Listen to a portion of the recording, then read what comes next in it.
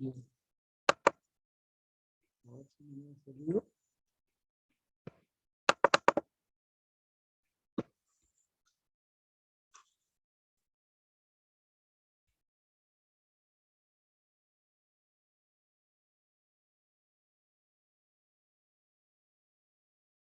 Bueno, se colgó acá, no sé si están escuchando.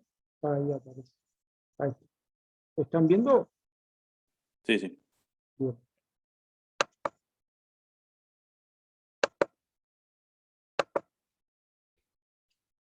¿Siguen viendo? Sí.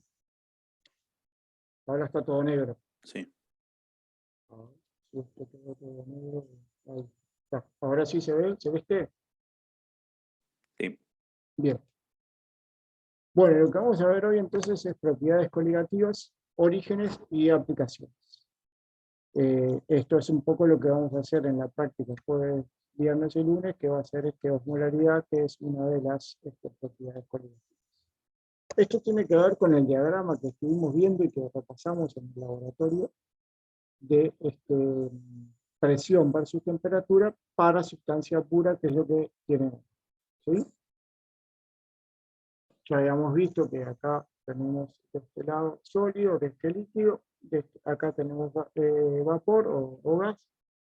No lo vimos, ahora alguien preguntó en el otro teórico, acá arriba tenemos el famoso fluido supercrítico. Hay algunos más que hacen ahora un fluido subcrítico, pero bueno, para nuestro curso alcanza con estos tres. ¿Sí? Y bueno, ya habíamos visto que necesitábamos, según la ley de Gibbs, si estábamos en una fase sola, precisábamos definir el sistema pidiendo presión y temperatura. Si estábamos sobre las líneas, con fijar una de las variables, por ejemplo, presión en una atmósfera, sabíamos que si esto era agua, esto era 0 grados y esto era 100 grados. O sea que fijada la presión, me queda fija la temperatura. O fijada la temperatura, me queda fija la presión. Bien. ¿Cuáles son estas propiedades coligativas? Es aumento bulloscópico, que es esto que ven ustedes acá. ¿Qué es lo que sucede? Porque tengo ahí como ¿lo ven? ¿Ven los colores? Sí, ¿no? Ven, hay Sí, uno sí. en rojo y hay otro que está en verde. Si yo a esa sustancia pura le agrego un soluto, por ejemplo, si estuviera usando en lugar de agua supradestilada, agua común, agua de la canilla, eso va a tener determinada cantidad de iones. ¿Sí? Cuanto mejor haya sido su purificación, menos cantidad, pero siempre va a tener algo, incluso algo que se va a llevar de las cañerías. Eso va a hacer que varíe, ¿sí?, el potencial y que varíen estas líneas. Entonces, esta sería la roja, la del puro, y esta sería la del agua que tiene algo, agua o la sustancia que sea, ¿no? Hablo casi siempre de agua porque es el más fácil, el que usamos casi siempre porque es más barato y más fácil de obtener y más fácil de trabajar.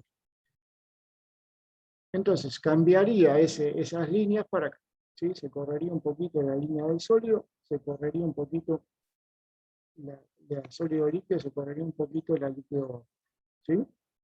Entonces, como ven acá, y algo vimos ya el martes pasado, ven que hoy para una atmósfera teníamos esta presión, esta temperatura de fusión, de ebullición, ¿sí?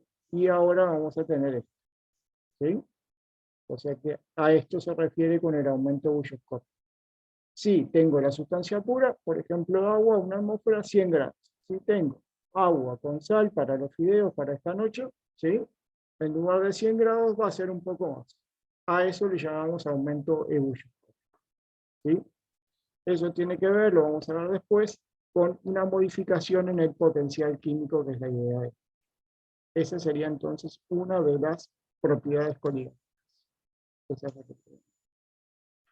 Una segunda. Perdón, yo Sí. no comprendí lo que era el aumento bulloscópico. Bueno, claro, cuando tengan dudas, esa es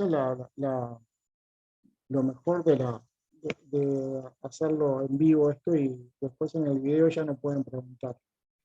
La idea es que, está claro que este rojo que tienen acá, ¿sí?, es si tuviera agua super pura. ¿sí?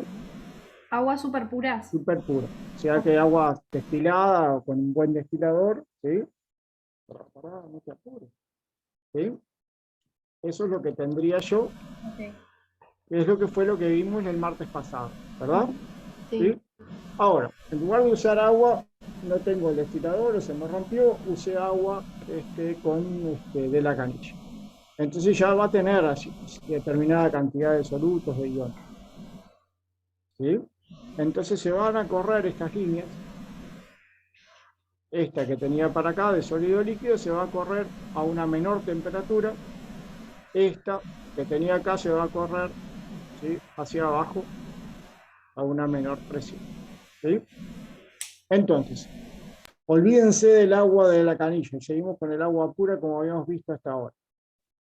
¿Se acuerdan que discutimos? Que si estábamos acá, en un punto por acá, para yo definir ese sistema precisaba tener la presión y la temperatura, por la ley de Gibbs, ¿sí? Pero si estábamos acá, y esto es una atmósfera y agua, esto todo el mundo me va a decir que esto es 0 grados, porque fijada la presión, fijada la temperatura, ¿sí? Lo mismo de este lado. Este iba a ser 100 grados, ¿sí? Porque fijada la presión, me queda fija la temperatura porque está sobre la línea de equilibrio líquido-vapor, ¿sí? Y todo el mundo sabe que acá en una atmósfera el agua, ¿sí?, va a entrar en ebullición a 100 grados. Ahora, si en lugar de tener esa agua pura, ¿sí?, tengo agua de la canilla, por ejemplo, o agua que yo le agregué sal porque estoy haciendo el experimento, o alguna otra sustancia, algún otro soluto, ¿sí? Por ejemplo, yo les decía, por ejemplo, el agua para los fideos esta noche le agrego sal, entonces en lugar de tener una ebullición a 100 grados, voy a tener un poquito más, que es lo que tiene acá, porque esta línea se corrió, ¿sí? Al agregar o al tener un soluto, esta línea se corrió. Entonces, en lugar de tener la ebullición a esta temperatura, la voy a tener a esta de acá. A eso es lo que le llamamos aumento bulloscópico. ¿Está claro ahora? Ok, ok, ok, ahora sí, gracias. ¿Sí? Bien. Entonces esto va a ser pequeño, ahora después vamos a ver algunos, pequeño dependiendo de la sustancia, y de cuánto tenga eso. Pero en principio es un delta BP. Esa sería entonces una de las propiedades coligativas. Una segunda propiedad coligativa sería el descenso relativo de la presión de vapor, que también lo ven acá. Por eso les puse la gráfica inicial para que se viera más en detalle, para que quedara más gráfico. 20. Si tuviera el agua pura, nuevamente el super destilado, estaría acá, en este punto, para esa temperatura. En cambio ahora, para esa temperatura, tengo una disminución en la presión de vapor. En lugar de estar acá, voy a estar acá, ¿sí? Ese delta P es el descenso relativo de la presión de vapor. Para la misma temperatura, en lugar de tener esta presión de vapor, que fue, por ejemplo, lo que ustedes hicieron en la práctica, esta primera práctica, ahora tendrían esta de aquí, ¿sí? Si en lugar de poner acetona pura en la práctica, en el isoteniscope, hubieran puesto una acetona contaminada con algún soluto no volátil, en lugar de tener esta presión para esa temperatura, hubieran tenido una presión más baja. A eso le llamamos descenso relativo de la presión de vapor, ¿sí? Bien. Una tercera propiedad coligativa va a ser el descenso crioscópico, que va a ser lo que vamos a manejar en la práctica de ahora, del jueves, viernes y lunes que viene. Acá tiene que ser parecido el análisis. Si hoy congelaba a 0 grados el agua acá a una atmósfera, ahora si tiene algún soluto, en lugar de congelar a 0 grados, va a congelar a un poco menos. Por ejemplo, el agua del mar congela a entre -5 y -2 grados centígrados según la salinidad que tenga, ¿sí? A eso le llamamos descenso crioscópico. El descenso en la temperatura de congelación por efecto de un soluto en la solución que tenemos, en la solución pura que tenemos. ¿Sí? ¿Hasta acá los tres entendieron? Sí. Bien, estos son los tres que puedo ver en la gráfica. Va a haber una más, una propiedad coligativa más. No sé si alguno ya la conoce. esa sí, esa ya es más difícil de explicar acá en el diagrama, pero esto estaba bueno verlo ya en el diagrama para que se entendiera más o menos de qué estábamos hablando. Esa cuarta propiedad va a ser la presión osmótica. ¿Sí? Bien. Entonces, vamos a ver por qué pasa eso.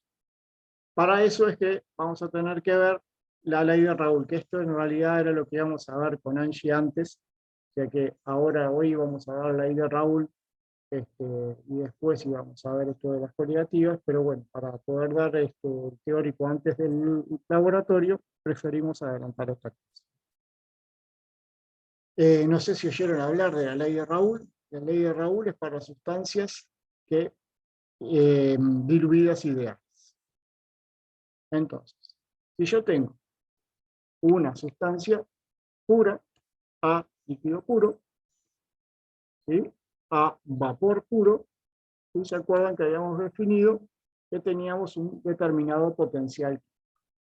Ahora, si en lugar de tener esa sustancia pura tenemos una solución, por ejemplo lo que habíamos recién, el agua con sal o alguna otra mezcla que tengan, pero que sea una solución pura con algo, con algún soluto que tenga esa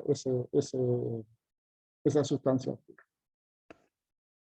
Vieron que cuando hicimos el diagrama mencionábamos que en realidad hacíamos un diagrama temperatura, presión, y no teníamos en cuenta la composición para la sustancia pura, porque ese X era U, porque era una sustancia pura. Ahora que vamos a tener, en definitiva, una mezcla un poco particular, porque va a haber una sustancia que es muy mayoritaria, ahí va a aparecer entonces la fracción, ¿sí?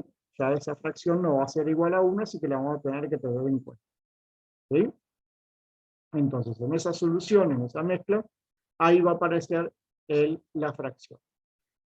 ¿Qué va a pasar con esta fracción? ¿A qué va a ser igual la sumatoria de XA? O sea, que es la fracción del componente A que tengo en la solución, ¿sí? Y el XB. ¿Qué sería igual? ¿Qué relación habría entre XA y XB? ¿Está claro qué es XA? La suma es igual a 1. Ah, perfecto. Sí, es una fracción, ¿sí?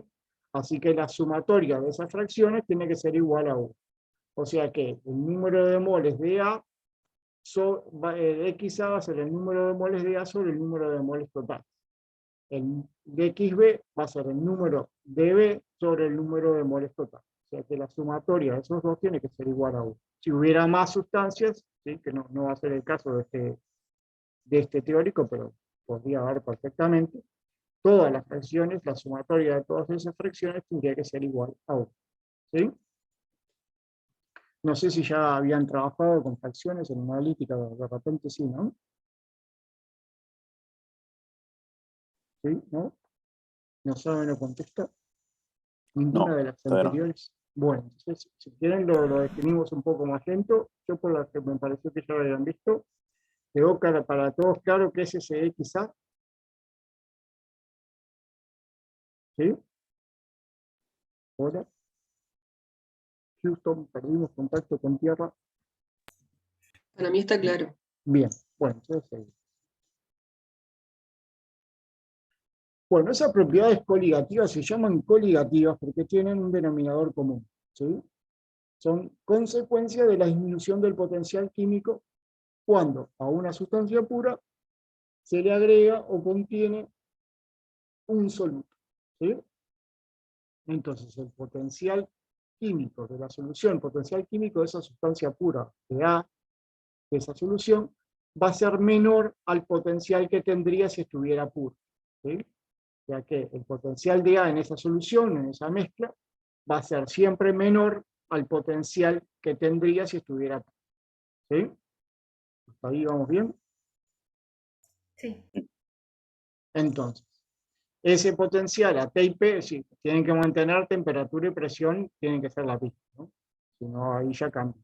Recuérdense que el potencial, no sé si lo habían definido con Angie, pero el potencial químico depende de la temperatura, la presión y la composición. Entonces, si cambian esto, obviamente esto puede no cumplirse. Pero estamos trabajando a T y P iguales en un caso que en el otro. ¿Sí? Entonces, ese potencial de A en la solución va a ser menor al potencial de misma sustancia A, que es, en este caso, la mayoritaria, es como si fuera el solvente, en el caso de que este estuviera puro. Por ejemplo, esta sería agua pura, esta súper destilada, y esta sería, por ejemplo, agua de la canilla. ¿Bien? Bueno, la presión la podemos tomar como la presión de SA más la presión de inercia. La presión total va a ser la sumatoria de las presiones. Eso es bastante. Bueno, ¿cuáles son las propiedades coligativas? Ya lo vimos un poco en la transparencia inicial. Descenso relativo de la presión de vapor. Vieron que para una misma temperatura, si yo tengo en lugar de una sustancia pura, una solución, o sea, la sustancia pura con algún soluto, ahí esa presión va a ser menor a la misma temperatura, esa presión de vapor va a ser menor que si estuviera pura. El descenso microscópico, ahí lo que desciende es la temperatura de congelación entre la que tendría la sustancia si estuviera en estado puro, a la que tendría si tiene algún soluto disuelto en ella. Aumento ebullioscópico, o sea que va a aumentar la temperatura de ebullición para una sustancia que tenga algún soluto soluble, ¿sí? Con respecto a la pura, y la presión osmótica, que es la que no vimos todavía, que vamos a ver. No sé si alguien quería hablar, se escucha un micrófono. ¿Sí? Entonces, por eso se llaman coligativas. Dependen de la variación en el potencial. No dependen de la naturaleza del soluto, o soluto, ¿se acuerdan? Esto es lo que les decía hoy. Si puedo tener más de un soluto, vamos a ver en algún caso en el práctico, vamos a ver con más de un soluto. ¿Sí? Sino que solamente dependen de la concentración de partículas en disolución. Esto lo vamos a ver después más claro y vamos a ver algún ejercicio. Pero en definitiva no depende de la naturaleza del soluto, ¿sí? sino sobre todo de la cantidad de partículas que tengan esa disolución.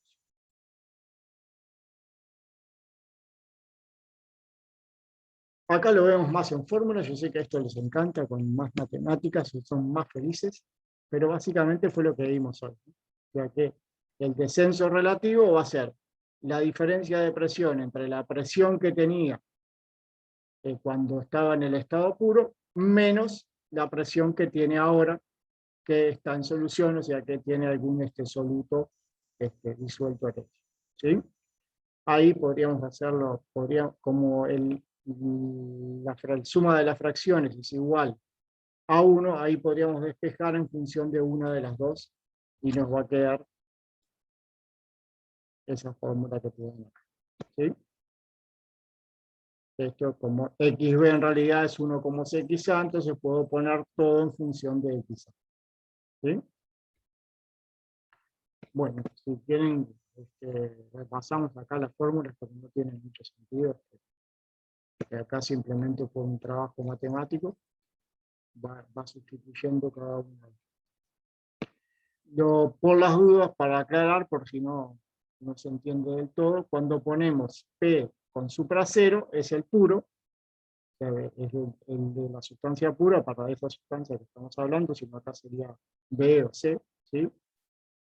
XA es la fracción molar efectiva del soluto, que podemos saber qué es fracción molar efectiva, y XB, ¿sí? Sería la fracción del que está en menor cantidad, del que está como soluto. XB, como vimos, como ya dijimos en la transparencia anterior, va a ser el número de moles de B sobre el número de moles totales. XA va a ser el número de moles de A sobre el número de moles totales. Por eso es que la sumatoria vale 1. Si hubiera un XC, sería el número de moles de C sobre el número total de moles, y ahí lo que sería igual a 1 sería la sumatoria de los tres. XA más XB más XC. ¿Sí? No sé si los enredeo, me van siguiendo, cualquier cosa me pasa. La idea de ponerlo en función de uno solo de ellos, o sea que saco XB y lo dejo en función de XA, es poder graficarlo como lo tienen aquí. ¿sí? Entonces lo puedo graficar en función de XA. Podría haberlo graficado en función de XB, ¿no? Pero en general, como el mayoritario, el que más nos importa es XA, lo graficamos en función de X. ¿Sí? Esta sería entonces, cuando estuviera puro, cuando esto vale 1, entonces esta es la presión, esta P supra 0 de A, ¿sí? Cuando A está. En realidad acá, como vemos las composiciones, acá la presión de A va a ser 0 porque no tengo A. Y así XA es 0, significa que no tengo A, o sea que esto sería B puro. Entonces, no contribuiría a la presión total A porque no tendría, como si tuviera solo B puro. Como acá, solamente contribuye A, ¿sí? Acá tengo A puro, así que B no tengo. Y esto entonces es todo este tratamiento matemático para poderlo expresar en función de una de las fracciones. Como yo puedo poner una fracción en función de la otra, acá puedo ponerlo en función de XA o podría ponerlo en función de XB, ¿sí? Si lo pongo en función de XB, ¿cómo le quedaría para? ¿Cómo que, perdón? Si en lugar de hacer la gráfica en función de XA, la haría en función de XB, Sobre el X, sobre el eje de X. ¿cómo quedaría esta Puro. gráfica? ¿Qué tipo de gráfica tendría y cómo sería?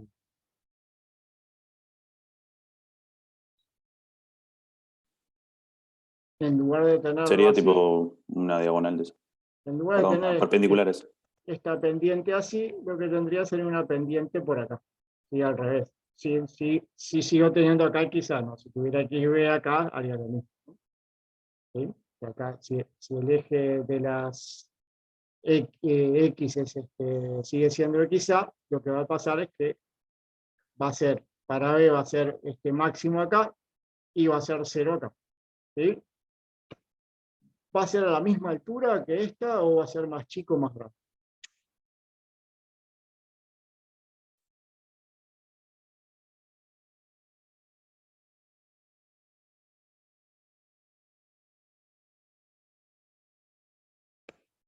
¿Mm? Y podría ser más chico porque hoy dijiste que XB era el que estaba en menor proporción. Claro, pero acá XB estaría puro, ¿no? O sea que estaría en menor proporción de acá para acá. Y acá depende, ahí sí depende de la sustancia. Si la sustancia tiene una presión mayor o menor que la otra. O sea que podría estar por arriba o por abajo. Difícilmente esté igual porque sería esta sustancia. Así que o va a estar por arriba o para abajo, depende de la sustancia. Pero está claro que acá sería B puro, ¿sí? Y acá es A puro, ¿sí? Bien.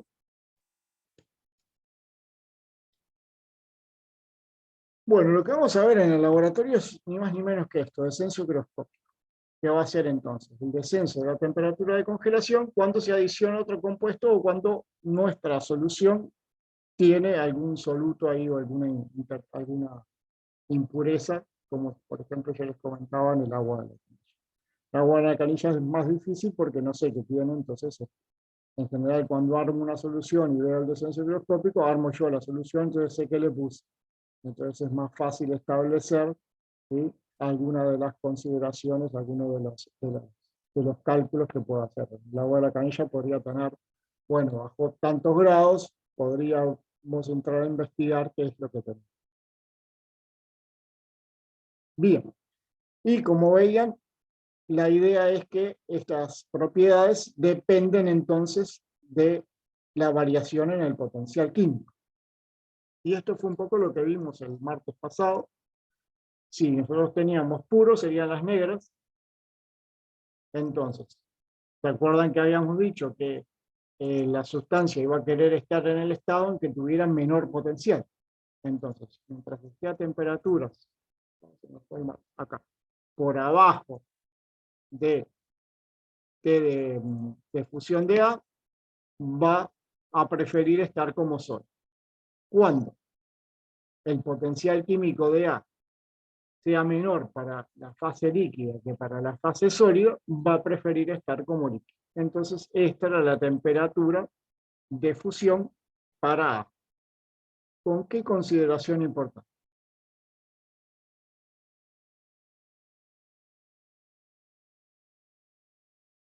Siempre va a ser esta la temperatura de fusión de A.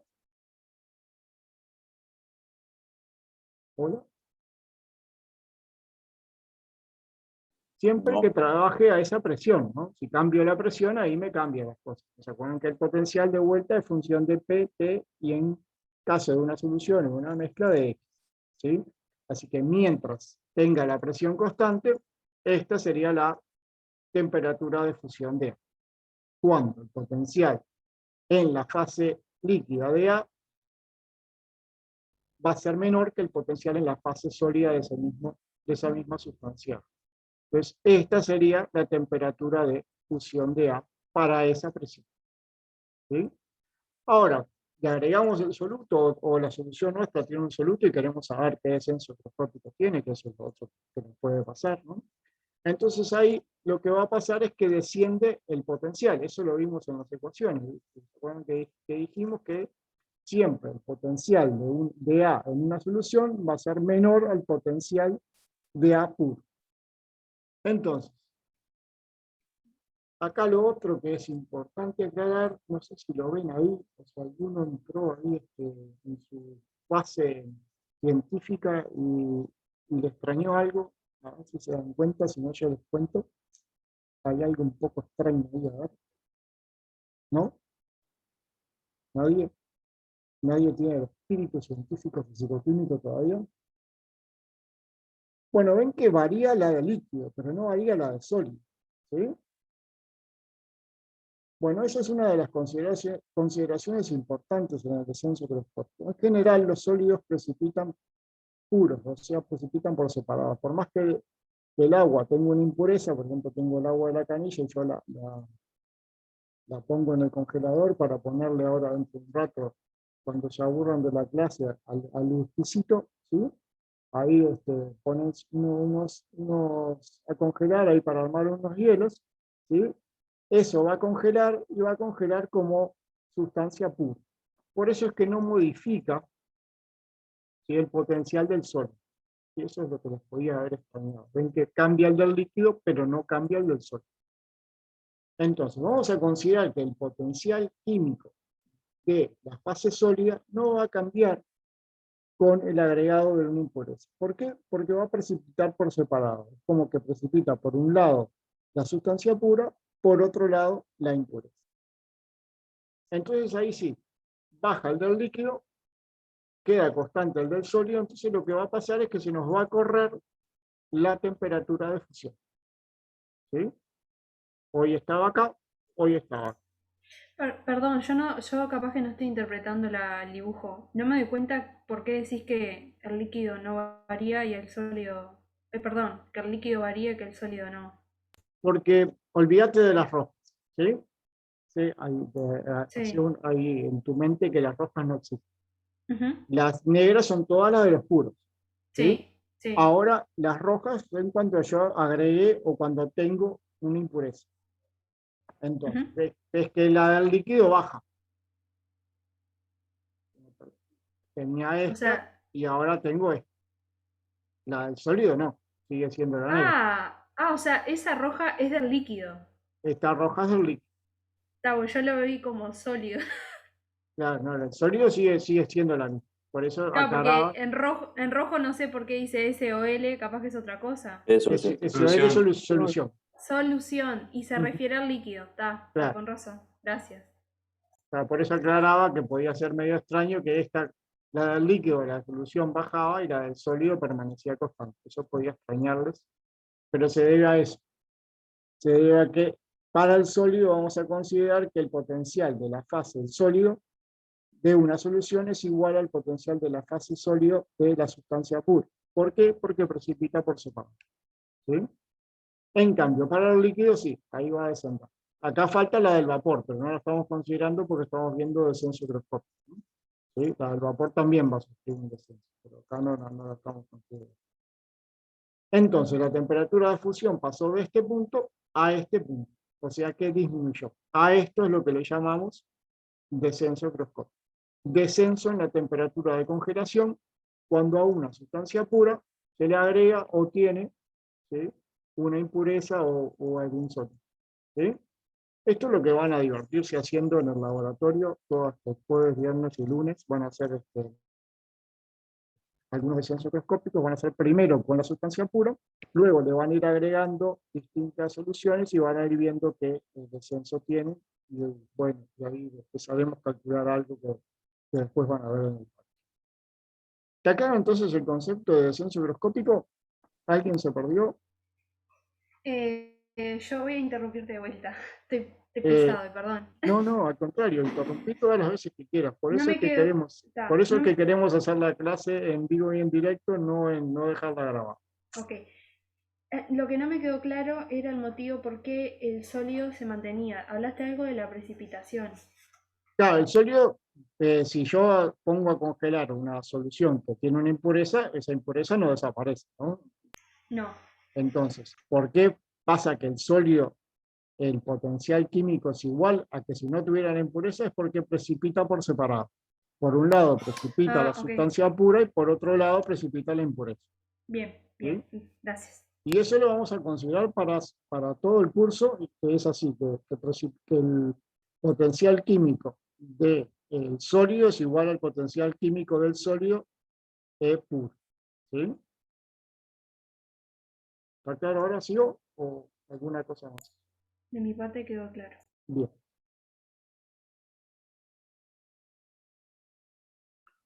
Bueno, vamos a suponer entonces que el compuesto A cumple la ley de Raoult. Esto lo van a ver más en detalle con Angie, que era en realidad el teórico que venía antes que este. ¿Sí? Pero la ley de Raoult habla de que las sustancias son ideales. ¿Sí? Para eso tienen que ser diluidas ideales. Acá lo que veíamos recién, congela el solvente puro, o sea que por más que yo congele una solución que tenga impureza, van a congelar por separado, por un lado el solvente puro, por otro lado la impureza.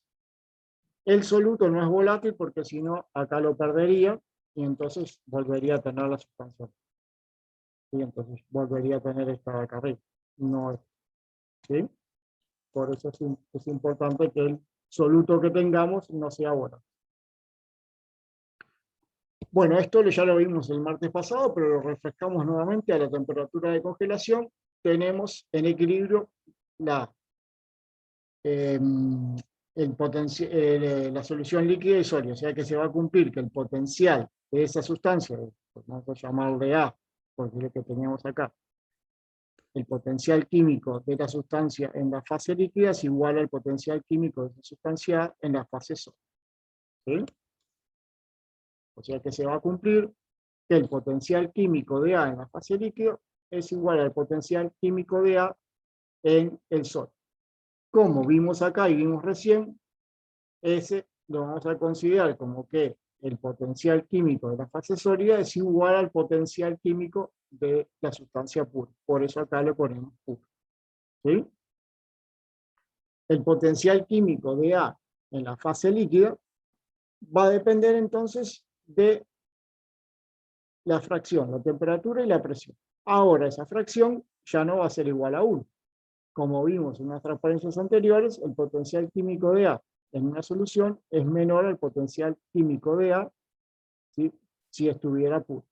Siempre y cuando mantenemos T y P constantes, ¿no? Si estas T y P son iguales, si estas T y P son iguales. A ver un segundo.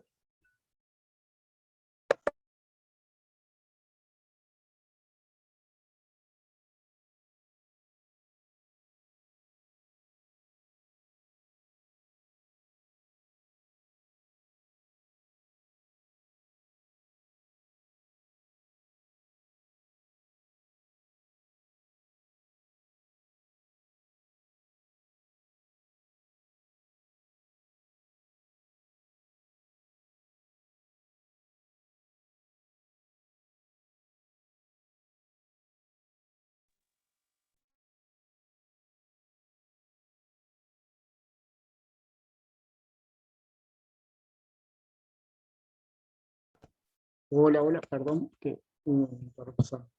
Bien, ¿hasta acá alguna duda? ¿Algo que no se haya entendido? Hola, No. ¿los perdí? Bien. Esto va a ser muy importante para lo que vamos a ver, para entender cómo es esto del descenso higroscópico, y algo muy parecido, muy similar, van a hacer con las otras propiedades. Entonces,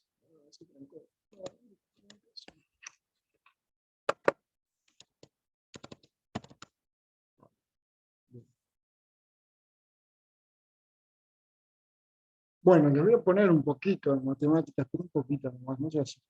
Entonces, en solución, el potencial químico de A va a ser igual al potencial de A, si estuviera puro, más una cierta componente que va a depender de la composición que tengamos. Esta composición va a depender de la cantidad de impureza que tenga, ¿no? O sea que cuanto menos impureza o menos soluto le tenga esa solución, quizá va a ser más cercano a 1. ¿Sí? Ahora, ¿qué signo va a tener esta componente de aquí? Negativo.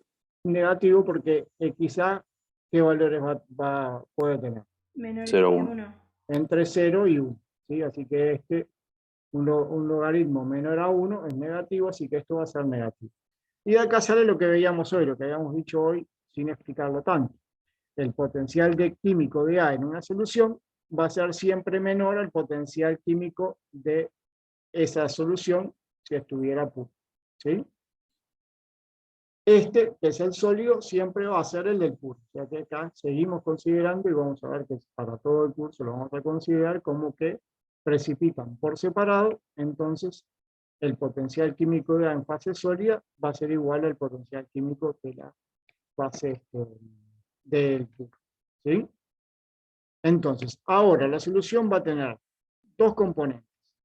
El del puro más una cierta componente que va a depender de esa fracción.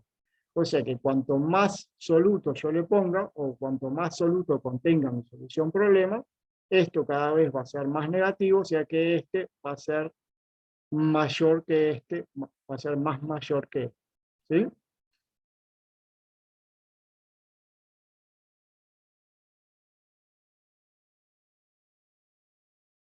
Bueno, ahí para sacar, ¿se acuerdan que delta G era el potencial sobre el número de moles? Ya sería como el potencial molar.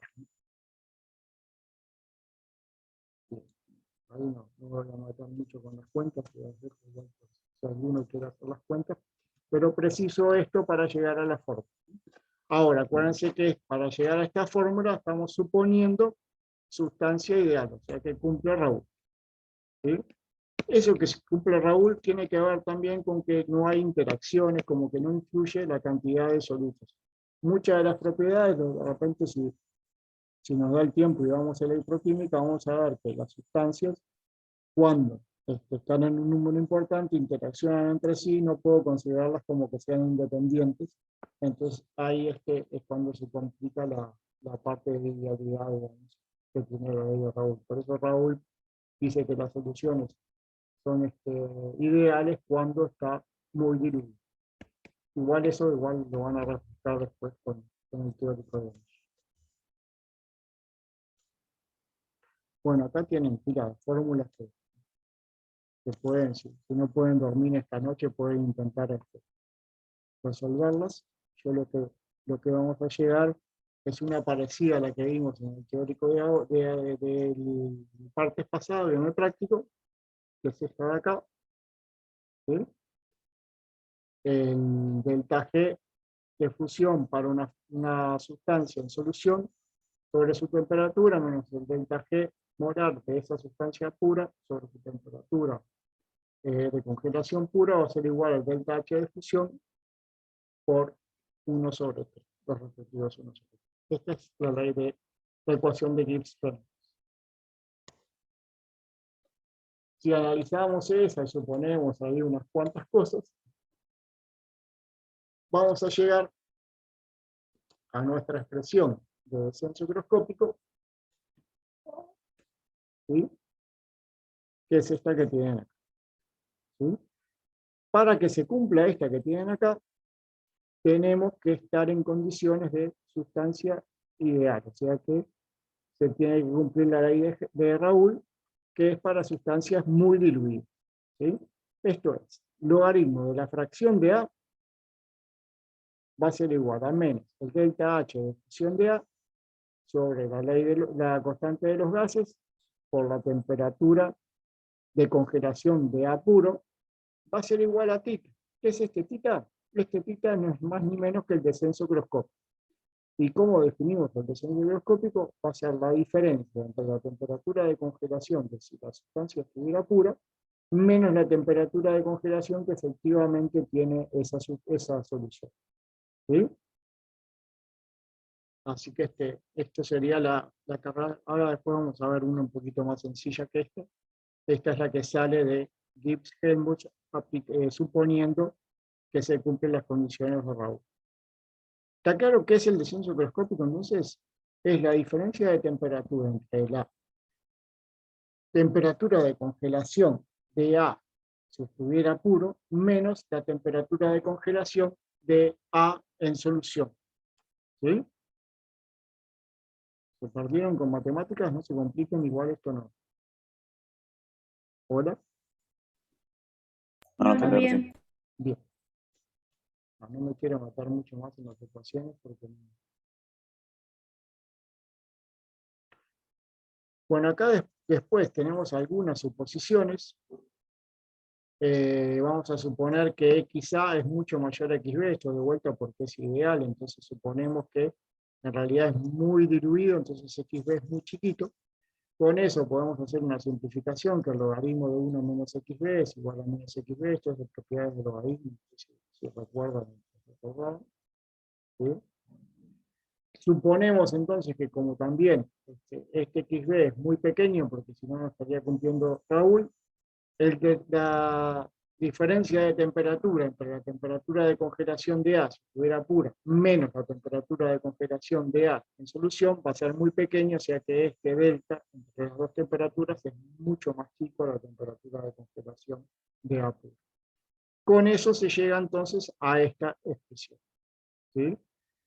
La fracción del soluto en esa solución va a ser igual a delta H de fusión de A sobre RT al cuadrado, T no cualquiera, sino la T de congelación de A puro por el descenso higroscópico. Y bueno, como hicimos todas esas suposiciones, se cumple solamente si se cumple Raoult. ¿Sí? O sea que es para soluciones muy difíciles.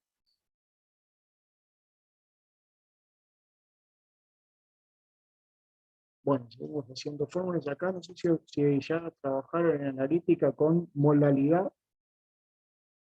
¿Sí? ¿No? Muy poquito.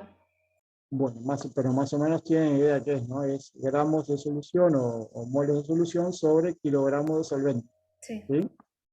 Bueno, acá vamos a pasarnos a modalidad y nuevamente vamos a suponer que esa masa del soluto es muy chica, entonces podemos despreciarla. ¿Sí? Entonces lo dejamos en función de kilogramos de solvente. Si hacemos todo eso, que es lo que vamos a hacer siempre, vamos a llegar a esta expresión de descenso higroscópico, que es la que vamos a usar y que es la que ustedes tienen que trabajar. Esto no se preocupen, que nadie les va a preguntar estas cosas. Obviamente, si alguien quiere esta noche no puede dormir y quiere analizar las ecuaciones, después podemos a ver si se trancaron en algún lugar. Esta es la que vamos a usar incluso en el laboratorio, o sea que el descenso higroscópico va a ser igual a una cierta constante, que le vamos a llamar constante higroscópica, y que va a depender del solvente, o sea, de la solución que está en mayor cantidad, ¿sí? Por la molaridad efectiva del soluto. ¿Sí? Van a ver que esta constante tiene un valor para casi todas las sustancias puras. Por ejemplo, para el agua va a tener el valor de 1,80.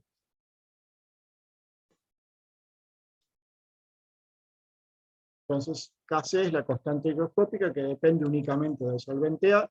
Para el agua, ahí vale 1,86 grados por kilogramo sobre mol. ¿Sí? Y este es el valor que vamos a usar en el laboratorio. MB es la molaridad efectiva, que era lo que les contaba del soluto.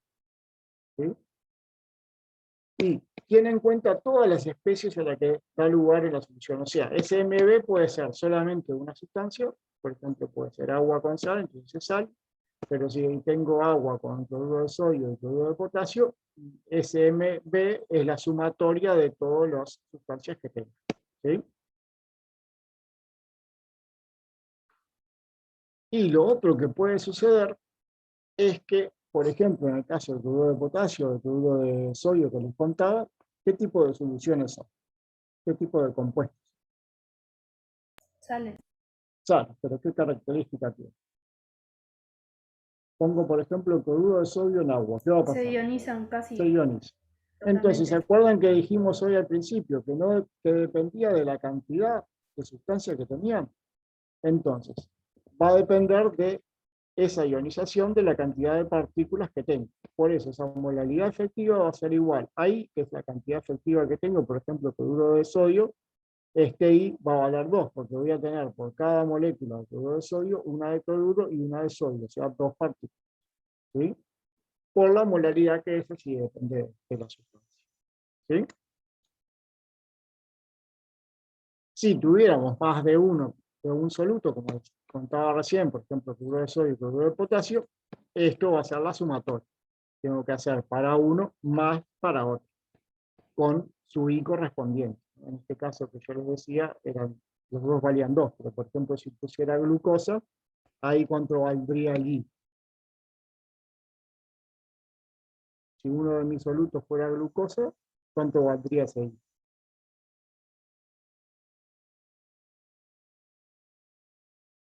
1, ¿no? Porque no se disocia.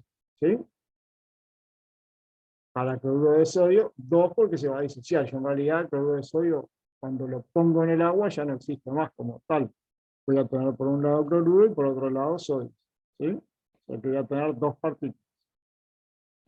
Si por ejemplo pusiera cloruro de aluminio, que tiene 3 cloros por 1 aluminio, acá va a ser un 4. ¿Sí? Si yo pongo glucosa o alguno que no se disocia, por ejemplo urea o alguno otro así, este va a valer 1.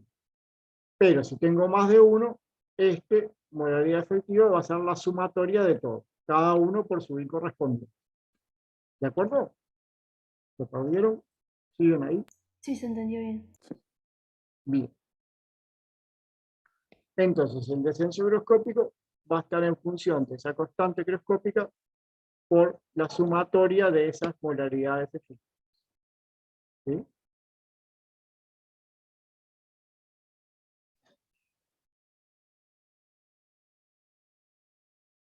Bueno, y esto es lo que veíamos recién. Por ejemplo, cloruro de sodio, yo en realidad la sal la tengo como en estado sólido, voy a tener una sal, voy a tener un compuesto 1. Ahora, cuando yo lo pongo en agua, ¿sí? Salvo que se sature, que no es el caso, recuerden que estamos hablando de Raúl, o sea que sustancias diluidas, ya no voy a tener esto. Lo que voy a tener en solución es una molécula de sodio cargada positivo y una de cloruro cargada negativa.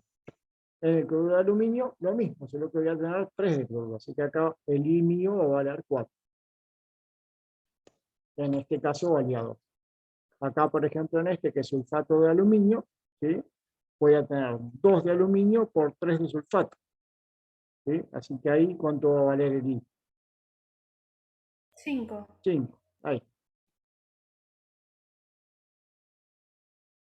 Acá entonces lo que es el I, no tienen inconveniente entonces con el I. No, no. No. Bueno, tienen que tener cuidado entonces que cuando vayan a considerar el descenso higroscópico o vayan a calcular, ¿sí? Tienen que tener en cuenta ese I, ¿no? A veces ponen la molaridad del cloruro de sodio y no lo multiplican por 2. ¿Sí? Bueno, esto que van a hacer un poco en el laboratorio. En el laboratorio van a trabajar con cloruro de sodio y con glucosa. El cloruro de sodio, tienen que acordarse de que el I vale 2, la glucosa pueden olvidarse de todo porque igual el I vale 1, así que es como si. Pero entonces, cuando yo hago la sumatoria de las molaridades efectivas, tienen que tener cuidado que cada uno tiene su I correspondiente y multiplicarlo por ese I. ¿Sí? Bueno, acá tienen un resumen de fórmulas importante para tenerlo a mano en el parcial. Propiedad coligativa. Acá ponemos las propiedades coligativas y acá la fórmula correspondiente. ¿Sí? Si no tiene electrolito, o sea que si no se disocia, ven que queda el M. Si tiene electrolito, se va a disociar, así que tienen que tener cuidado con ese I que vimos. Descenso de la presión de vapor. Nos queda la fórmula de descenso higroscópico es la que vimos recién, o sea que el θ, que es el delta T, es igual a la constante. Acá debería ser casi por la molaridad efectiva.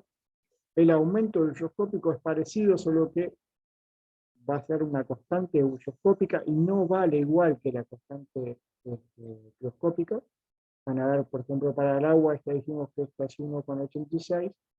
Esta para el aumento eulogcópico creo que es 5, después lo vemos por 5 con algo, no me acuerdo exactamente, pero no tienen, de hecho no van a ser iguales esta constante que esta. Así que si ustedes para calcular descenso higroscópico usan la de eulogcópico, les va a dar cualquier cosa. ¿Sí? Y bueno, la que nos va a quedar después para ver ahora un poquito más adelante es la presión osmótica, ¿sí? Que va a ser igual a la concentración por la constante de los gases por la temperatura. Si tuviéramos un electrolito, ahí de vuelta tienen que multiplicar por I. Y si tuvieran más de uno, ahí de vuelta tienen que hacer la sumatoria, con cada uno con su respectivo I. ¿Sí? Profe, ¿qué dijo del descenso higroscópico que el K es distinto? Claro, este es el K ebulloscópico, este es el K crioscópico. Y estos dos son distintos, o sea que yo no puedo usar el K ebulloscópico para calcular un descenso higroscópico o para calcular una molaridad efectiva. ¿Sí? Yo para calcular un descenso higroscópico, una molaridad efectiva para un caso en el que tenga descenso higroscópico, tengo que usar el K crioscópico. ¿Sí? Y igual, y acá lo mismo, para calcular el aumento ebulloscópico no puedo usar la constante crioscópica. ¿Sí? ¿Bien? ¿Dudas? Este es un resumen. De vuelta, estas fórmulas, todas estas que tienen acá, que son las que vamos a usar en el curso, son simplificadas, suponiendo que se cumple la ley de Raoult, o sea que son sustancias diluidas ideales. Si no, ahí se complica un poco más la forma. Es lo que veíamos hoy con la ley de Gibbs-Helmholtz.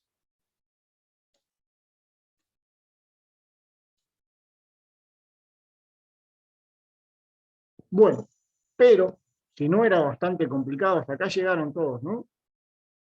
Sí. ¿Sí? Sí. Se complica un poquito más, o podemos complicarlo un poco más. Si con Angie estamos un poco ahí medio mal y tenemos complicado el parcial, pueden aparecer este tipo de sustancias. ¿Como cuál? Por ejemplo, con el ácido acético. ¿Qué pasa con el ácido acético? En equilibrio.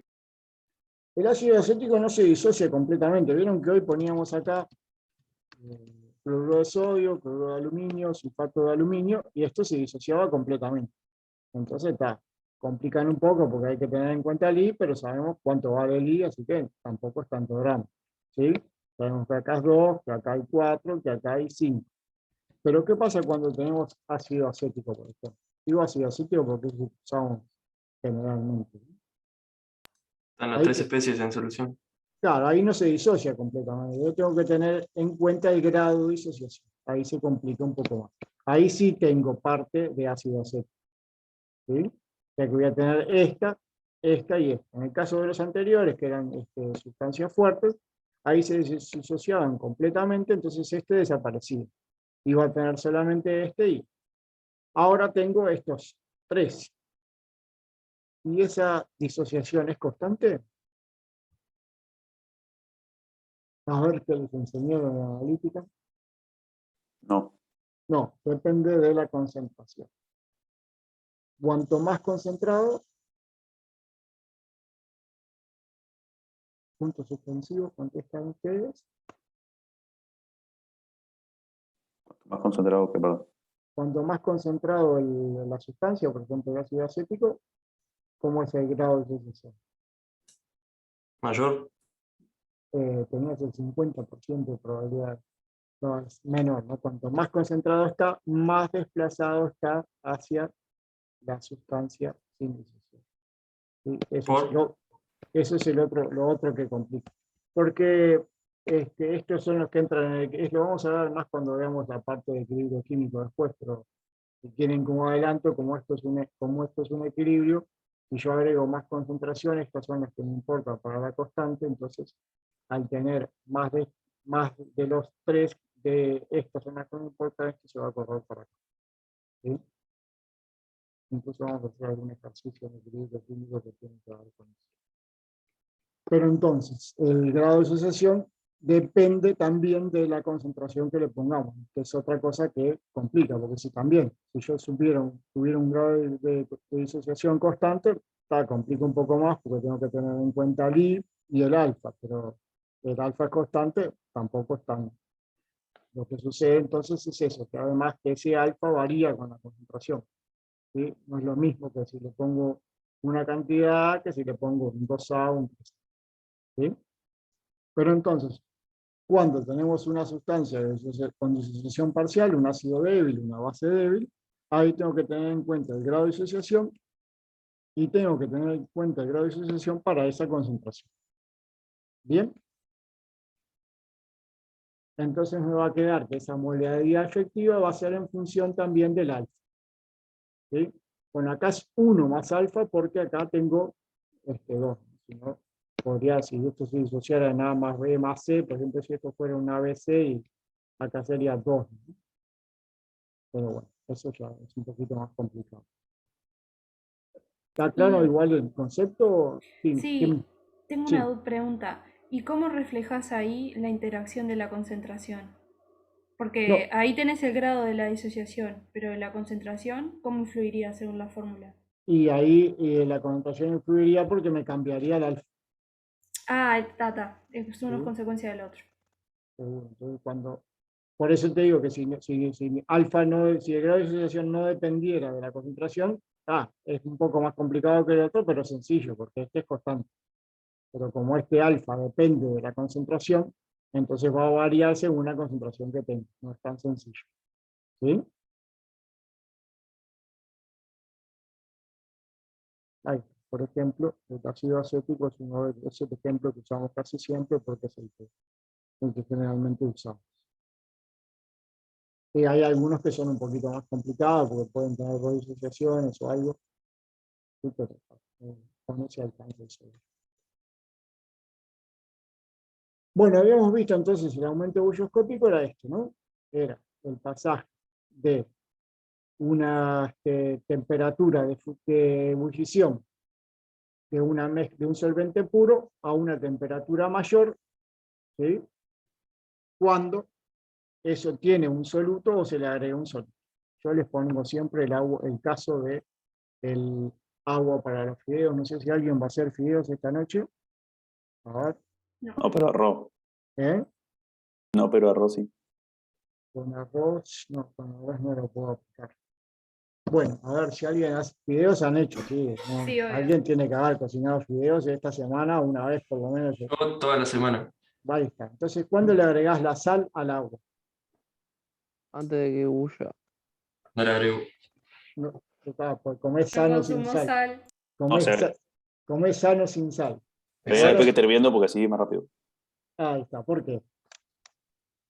Si no tiene que subir hasta Por- 100 y algo. Y en Ahí realidad si está. está a 100 ya. Porque no hay un soluto que ahí va que Ahí haga está, que suba el exactamente. punto. Sí, así los químicos, en realidad el efecto es mínimo, así que, pero nos queda re bien esto y nos quedamos re bien en algunas reuniones, así parece que sabemos mucho, porque en realidad, claro, va a haber un pequeño aumento bulloscópico con el agregado de sal. Entonces se recomienda poner la sal cuando ya entró en ebullición. ¿Sí? Sobre todo para los fideos que hay que ponerlos cuando esté hirviendo, no antes. Entonces puede tener un pequeño descenso ahí, entonces que no llegue a la temperatura de ebullición, porque cuando le agregue la sal, la temperatura de ebullición va a ser un poquito más baja. Pero entonces, ¿le ponen antes o no? No, lo pones después de que entre en ebullición, porque si no estaría bajando tendría que hacer un esfuerzo todavía mayor para que llegue a la ebullición. ¿Sí? Tenía que calentar unos graditos más. ¿Sí? ¿Sí? ¿O no? Sí, pero cuando le pones la sal se te deja de bullir porque Pero la no sal le está vas a bajando tener que la... poner igual. Y ¿Sí? bueno, por eso le pones antes, no tiene sentido. Pero si le pones antes va a tener que llegar lo va a hacer trabajar hasta una temperatura mayor. Ahí ya la tenés en ebullición, entonces ya no tenés ese efecto. Ya tenías en ebullición, agregás un poco de sal y ya enseguida llegas a la temperatura. Es mínimo, es más para discutir acá que lo que en la práctica cambia. O sea, la variación es menor después que ya llegó al punto de ebullición. Cuando ya llegó al punto de ebullición y vos lo agregaste, no se pruébenlo hoy, pues hoy nadie va a hacer fideos, pero pruébenlo, van a ver que en realidad sigue estando a la temperatura de ebullición. En cambio, si yo le agregué inicialmente, ¿sí? Va a demorar un poco más en llegar. ¿Sí? Sí.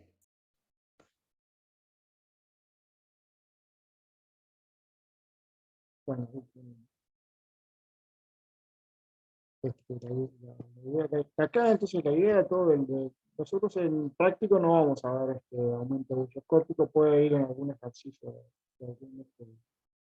del parcial o en el repartido que sí haya que calcular el aumento buscoscópico. En el laboratorio lo que vamos a hacer es descenso croscópico o osmolaridad, o sea, descenso por efecto del agregado en sólido. ¿Sí? De vuelta ven que tiene que ver con la variación en el potencial químico, que bajó de acá para acá. ¿Sí? Por eso es que aumenta esa temperatura de ebullición. La presión, de acá no lo puse, creo que está por acá.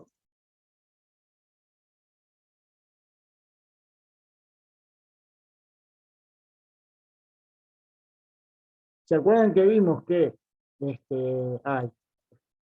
vimos que el potencial de A en la solución era menor al potencial de A en la sustancia pura, porque para el potencial de A en la solución iba a ser igual al potencial de A de sustancia pura más un cierto componente que era RT por la fracción de esa sustancia. Como esa fracción, por más que sea cercana a 1, va a ser menor a 1, el logaritmo era negativo, entonces siempre el puro va a ser un poquito mayor o más mayor si tenemos mucha impureza, pero siempre va a ser menor al puro. Lo mismo va a pasar con el vapor. Ese va a tener el potencial de A puro para una fase de vapor, o sea, si tuviera solamente la sustancia pura, va a ser igual a, el potencial de A en la mezcla, ¿sí? Va a ser igual al potencial de A puro, más un cierto factor que va a depender ahora no de la fracción, sino de la presión parcial de, o sea, que va a ser igual a la otra, solo que va a ser potencial de A puro más RT por la presión, RT logaritmo de la presión de esa sustancia. ¿Sí? Esperador líquido, acá en lugar de tener para el vapor, en lugar de logaritmo de XA, va a ser logaritmo de presión de A, o sea, presión parcial de A. La presión parcial es la presión que hace esa sustancia en la mezcla. Y entonces, de vuelta, el potencial de A en el vapor va a ser menor al potencial de A en el vapor si esto estuviera. Esto es para los líquidos lo que debemos hacer, ¿no? Este va a ser igual al del vapor. El del vapor lo voy a poder escribir como el de A vapor para puro más RT logaritmo de la presión. Y de vuelta, el aumento bullioscópico es la diferencia de temperatura entre la temperatura de ebullición para la solución menos la temperatura de ebullición si estuviera puro. Ven que acá se dan vuelta para que quede positivo, se dan vuelta las temperaturas con respecto al croscópico, ¿no? ya que esta es la de la mezcla, esta es la de la sustancia pura, porque ahora es un aumento hygroscópico, entonces esta es mayor a esta. Hoy era un descenso hygroscópico, entonces la del puro era mayor a la de la mezcla. ¿Sí? ¿Se entendió o fue medio trabalenguas? Se entendió. Bien. Entonces, de la misma forma que habíamos hecho con descenso hygroscópico, podemos llegar a el aumento hygroscópico. Solo que esta constante no es la misma que hoy. Esta es la constante hygroscópica. De vuelta, independiente de la naturaleza del soluto, ¿sí? Tiene que ser, si eso sí, no volátil. Si tengo más de un soluto, de vuelta la molaridad es la sumatoria de la molaridad efectiva. Bueno, si fuera volátil, entonces puede ser que no haya cambio, ¿sí? O que ahí incluso pueda llegar a un quita menor a ser negativo. Igual eso no lo vemos. Bueno, acá tienen, por ejemplo, algunos de los datos. ¿Sí? Por ejemplo, para el agua, el punto de congelación del puro cero, el punto de ebullición, esto a 1 atmósfera, ¿no? La constante crioscópica es 1,86, la constante bulloscópica es 0,52. Entonces, era lo que le decía Dor. Si ustedes están calculando un descenso crioscópico, no pueden usar el 0,52. ¿Sí? Si ustedes están calculando un aumento bulloscópico, no pueden usar el 1,86. ¿Sí?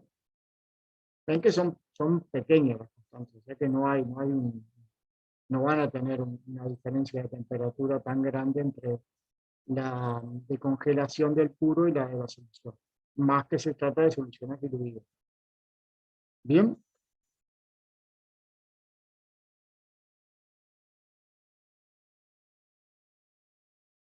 Bueno, vamos a la otra, porque hasta alguna duda de las tres que vimos.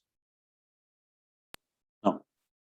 ¿No? Bueno, vamos entonces a seguir con la presión. Presión osmótica deben haber oído, escuchado, hablado, Sí. tenido que dar algún seminario o algo de esto en los estudios anteriores, ¿no? ¿Qué sería la Sí. presión osmótica?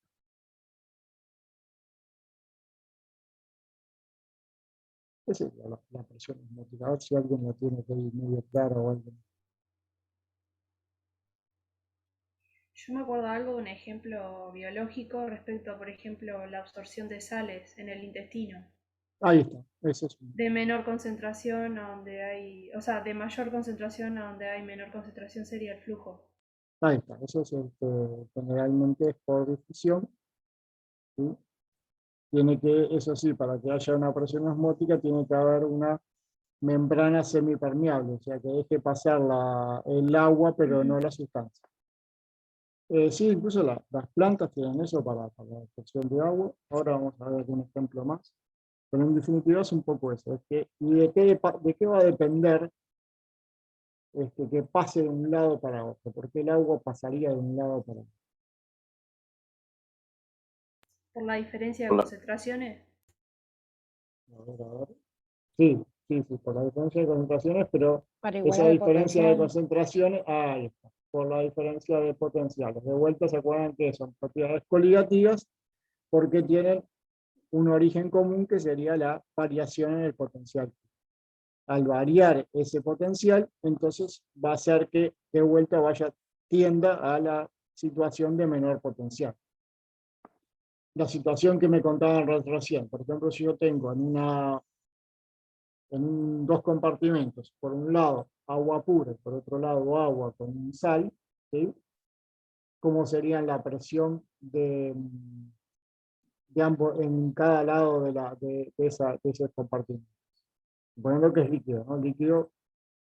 Líquido puro de agua pura de un lado líquido, agua pura del otro lado con sal. ¿Cómo sería el potencial químico de A en ambos lados?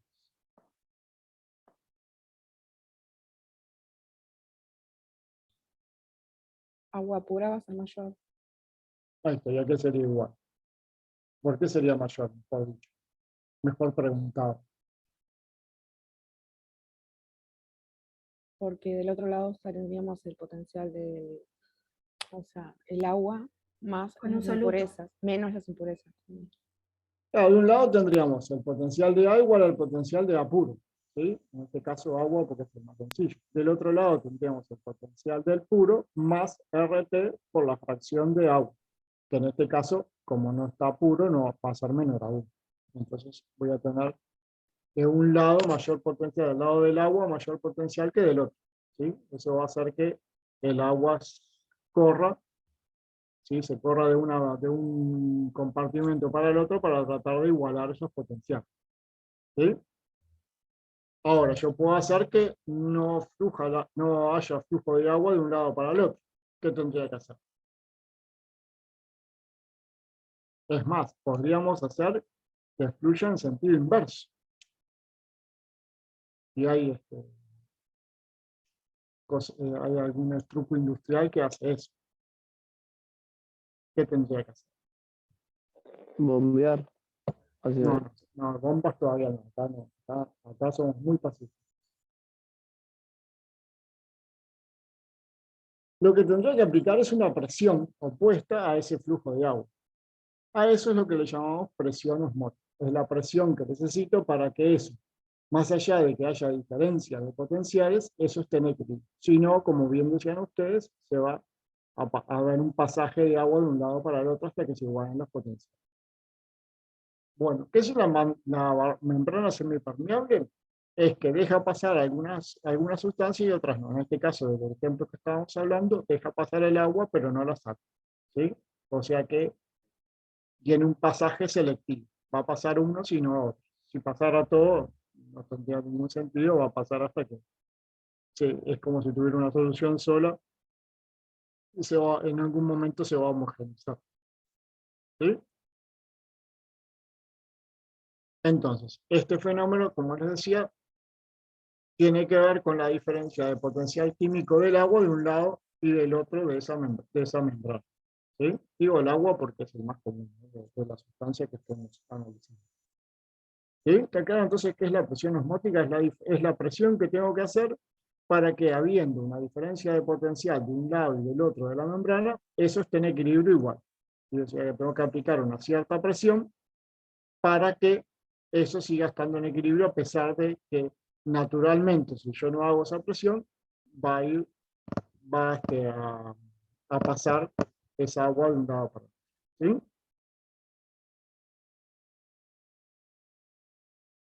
Bueno, ahí tienen, por ejemplo, una solución de A puro y una solución que tiene A y un solutor. Entonces, de acuerdo a lo que dijimos recién, ¿cómo serían los potenciales? Mayor en donde está el agua pura. Ahí, acá tendría potencial igual al potencial de agua pura. Acá el potencial de A sería el potencial de A puro más RT por logaritmo de la fracción de A. ¿Sí? Entonces, ¿qué tendría que pasar acá con la solución? Se va a quedar ahí, dentro de este compartimento, ¿va a bajar o va a subir? Va a bajar. Bueno, ahí lo que tengo que ver es qué va a pasar, que como acá tengo menor, ¿sí? En este punto tendría menor presión que acá, así que esto va a subir hasta que llegue a una cierta presión hidrostática que sea igual Ah, ya. a la presión osmótica, o sea, la presión que me asegure que no haya traspaso de agua para adentro. O sea que ahí estamos viendo uno de los efectos de la presión osmótica. Perdón, ¿dijiste que sube hasta cuándo? Hasta que iguale a esa presión osmótica, o sea que ahí, si esto tengo mayor cantidad de agua acá que acá, ¿sí? Por ejemplo, el agua estaría por acá. Bueno, el agua o la solución, digamos, hablando bien, ¿no? ¿Sí? ¿Qué diferencia de presión tendría acá? Que acá, si fuera todo agua, ¿no? Vamos a empezar desde cero. Yo acá pongo un capilar, pongo agua y el agua llega hasta acá arriba, ¿sí? ¿Está claro el ejemplo? Sí. ¿Sí? ¿Qué presión tendría acá y cuál acá? Acá qué presión tendría. Acá vamos a empezar fácil, que para complicar siempre hay tiempo. Acá qué Presión presión, atmosférica. la atmósfera. Y acá qué tendría si tengo acá una columna de agua. Acá hay Atmosférica más hidrostática. más la hidrostática, o sea, el ROGH. O sea que la diferencia de presión entre este punto y este es distinta. Entonces, eso efectivamente va a subir hasta que llegue a esa presión. ¿La presión cuál? La presión que me permita que no haya más flujo de agua, o sea que sea igual a la presión osmótica. ¿Sí?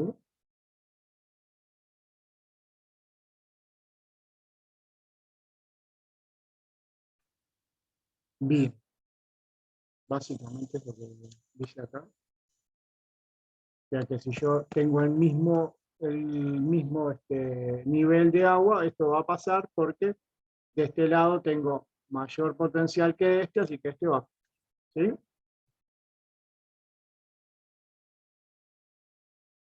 Podría poner un pistón o cualquier otra cosa ¿y qué presión tendría que tener? Y bueno, la presión igual a la hidrostática que me iguale de vuelta el sistema. Y a eso le vamos a llamar presión.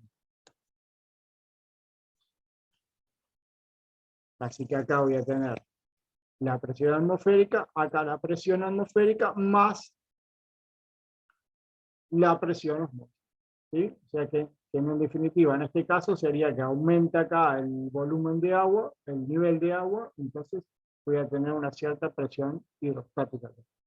Esa va a ser igual a la presión osmótica. O sea que entonces, ese exceso de presión es lo que vamos a llamar presión osmótica. ¿Sí? Así que pi representa la presión osmótica, que es el exceso de presión necesaria para alcanzar el equilibrio con el solvente puro del otro lado de la membrana. ¿Se entendió la idea de la presión osmótica? Sí, y me quedó una duda respecto a lo que sería la presión hidrostática. O sea, ya no la voy a contemplar más. Bueno, Estaría envuelta ahí en la lo que osmótica. pasa es que si te pido calcular pi, ¿cómo haces? ¿Qué dato te tendría que dar? No, ahora ni idea. Y bueno, si no te di la concentración, podés calcular pi como hoy ROGH. CRT, ¿no? Pero no te di quiero, por ejemplo, saber la concentración que tengo, sabiendo que el capilar subió 2 centímetros. ¿Sí? Yo quiero saber la concentración, así que no puedo calcular pi como CRT, que fue lo que vimos hoy. Su Sino como concentración. ROGH.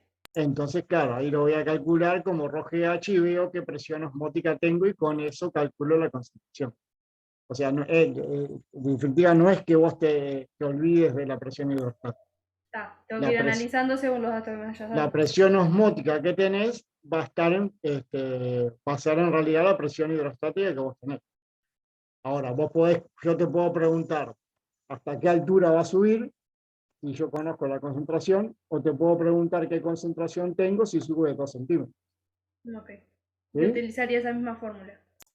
Claro, en una usaría la hidrostática para calcular la La altura, por ejemplo. osmótica, Ah, y en el otro caso, para calcular la osmótica, usaría la concentración.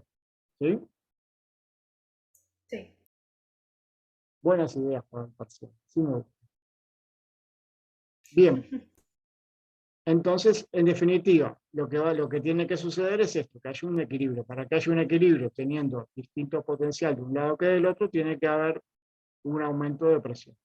Es lo que hablábamos hoy, ¿se acuerdan que yo les decía que el potencial dependía de la temperatura, de la presión y de la composición?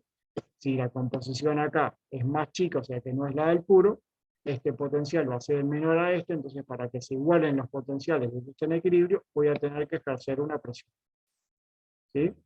O acá pongo un pistón o algo para que ejerza presión igual a la presión que tendría la osmótica, o dejo que suba hasta que la hidrostática alcance esa presión, ese valor de presión. ¿Sí? Si tengo más de un soluto, bueno, de vuelta lo mismo que de siempre, es la sumatoria de ellos. Acuérdense que son molaridades o concentraciones efectivas, o sea, tengo que tener en cuenta que si se disocia, es la cantidad, lo que importa es la cantidad de partículas, no solamente el, el soluto que tenga, ¿sí? Y bueno, entonces ese pi lo puedo calcular como RTC, si tengo la concentración, entonces puedo sacar la altura, o lo puedo calcular como ρGH, ¿sí? En el caso de que tenga la altura y no tenga la concentración. ¿Sí? Tendría que tener que otra cosa, la densidad, ¿no? Bueno, podría pasar que tuviera una situación en la que tengo dos alturas, o dos solutos, no dos alturas, dos solutos, ¿no? Que tenga, por ejemplo, en lugar de puro, tuviera cloruro de potasio y acá adentro tuviera cloruro de sodio. ¿Sí? Ahí, bueno, estaríamos hablando como de dos presiones osmóticas distintas y los estaría restando. Si los tengo en cada uno por separado, ¿no? Porque si los tengo los dos acá adentro, ¿qué pasaría?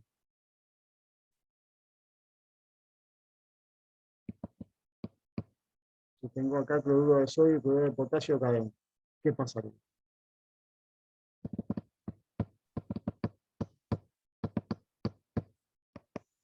Ahí los estaría sumando, sería esto, ¿no? ¿Sí? Los dos contribuyen a que baje mi potencial en la solución.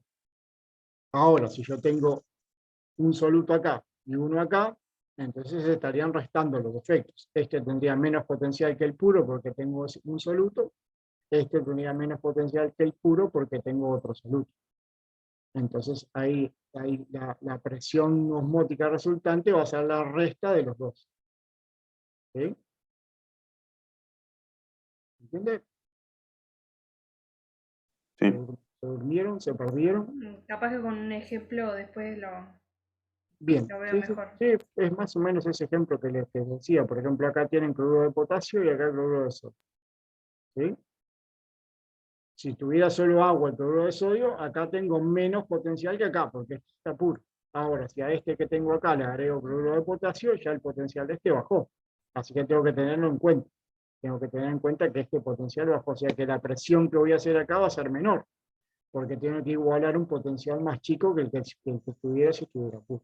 ¿Sí? Ah, ahora sí te entendí. ¿Bien? Bien. Bueno, si de vuelta, si alguno de los solutos, ¿sí? Fuera débil, o sea, si fuera tuviera una disociación, ahí tendríamos que tener en cuenta también el agua. ¿Sí? Bueno, acá tienen el valor de pi para una concentración de 1 mol por litro a 2,98, teniendo en cuenta un R de 0,082, o sea, litro al metro. O sea, acá me va a dar en atmósferas. R en 0,082 pueden usar otro R, pero acá les va a dar otro valor y en otras unidades, ¿no? O sea que para que quede en atmósferas, R lo tienen que usar en atmósferas. ¿Sí? Bueno, este año, como no tuvieron la práctica de presión de medidas de presión, otros años les podría preguntar qué otras unidades de presión podrían tener, pero este año no sé si se les puede complicar un poco más. ¿Sí?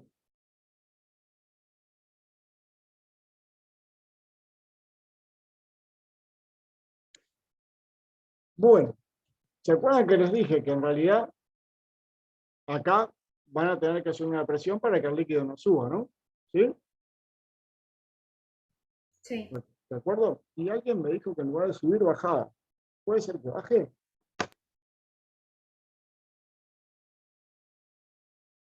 ¿Puede ser que el líquido acá adentro tenga un nivel más bajo que acá?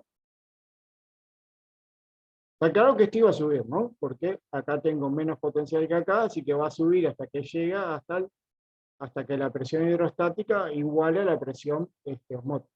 Está claro que va a subir. Si yo aplico una presión tal que es igual a la osmótica, esto ahí sí está en equilibrio. ¿Sí? Puede ser que esto, en lugar de subir, baje. Si el potencial de afuera es menor, No, en este caso, ¿no? Que el potencial de afuera es mayor. O sea que es puro. Afuera está puro y adentro tiene solución. Si aplicas una presión que sea mayor a la hidrostática. Si pongo una presión mayor a la hidrostática o mayor a la osmótica, ahí puedo hacer que baje. ¿Sí? Eso se llama ósmosis inversa y se usa, por ejemplo, en la industria de alimentos para concentrar soluciones, por ejemplo, las sopas o los jugos estos que vienen en sobrecitos y que uno le tiene que agregar el agua, y se hace por osmosis inversa. Hay bastantes aplicaciones de osmosis inversa ahora. Pero entonces esa es la idea. Si yo aplico una presión mayor todavía a la que necesito para igualar, lo que voy a hacer es que el agua pase de acá para acá, ¿sí? Pero preciso aplicar esa presión. Bueno, eso es un poco lo que tenemos. Bueno, y esto es lo que preguntaba recién, no sé qué era porque no tengo acá los nombres, pero ven que no se olvidan de la hidrostática. La hidrostática, ¿sí?, va a ser la forma como llego a esa presión óptima, ¿sí?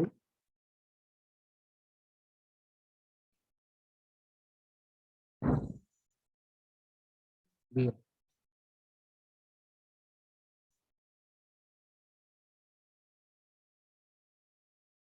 Bueno, ¿se entendió algo?